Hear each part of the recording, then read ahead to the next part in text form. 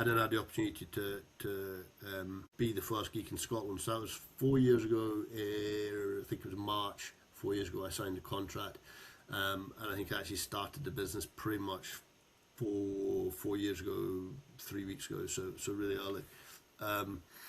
And the point of being a geek and a part of the franchise network, it gave me two things. It gave me a brand that hopefully would give me leads and give me consistency to make me have a bit of reassurance. If I've got a big client, there'd be another one around the corner. But the big thing for me, and I think is a major strength, and we were talking about it before this, there's 115 geeks or something like that worldwide now, from every industry, sector, size of business that's out there.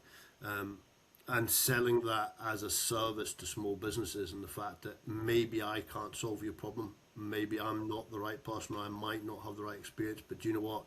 I had this whole bank of people behind me that can give you that knowledge and experience.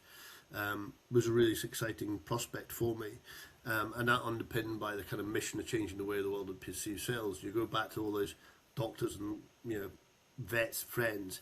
I spend my time going to stag do's and weddings and all that sort of stuff with them, and we'd go around the circle and they'll talk about their jobs. It was, I'm a gastroenterologist or I'm an orthopedic surgeon, I'm a GP, blah blah blah. It would always come to me, and I would spend half an hour talking about what I did, avoiding the word sales because I was almost embarrassed to say I was a salesperson.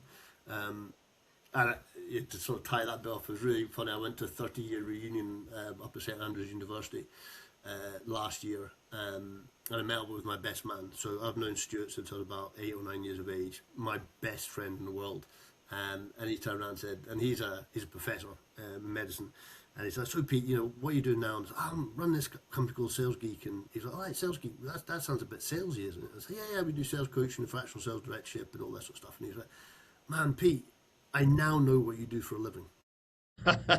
Love it. So from the age of 19, in my whole professional life to the age of 50, my best mate had no idea what I did for a job because I avoided using sales.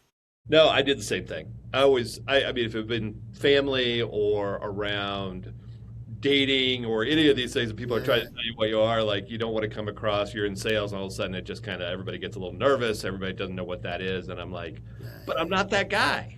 I do something different. I help people win. I solve problems. And it's funny how like I almost got comfortable like you later in life, explaining it and almost embracing it, more so than maybe I did when I was in my 20s, and that's maturity. And that whole mission of changing the way the world perceives sales is something that geeks are really passionate about, and I'm hugely passionate about because I believe that sales is a life skill. It's not just a career; it's more than that. You as soon as you leave school and you fill your first CV out, you have to sell yourself. You become a captain of a football team, soccer team. You have to motivate people.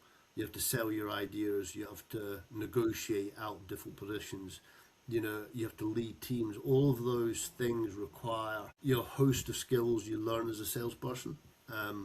So for me, it's a life skill. It's something that people should realize that everybody needs to do. And I always use a bit of a quirk and a joke in our sales clubs, but it's true.